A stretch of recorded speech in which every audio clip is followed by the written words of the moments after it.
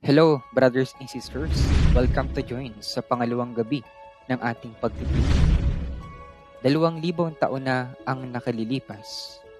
Ipinako ang Panginoon sa krus upang maging walang hanggang hain para sa kasalanan ng sangkatauhan, upang mapatawad ang ating mga kasalanan. Pero, ang pagpapatawad ba sa ating mga kasalanan ay magdadala sa atin sa walang hanggang buhay?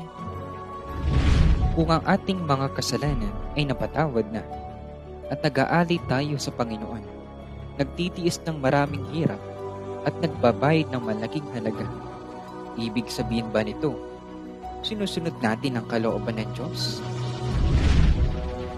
Bakit maraming mga naniniwala ang namatay sa mga sakuna? Maari ba tayong tiyak na makapasok sa kaharian ng langit?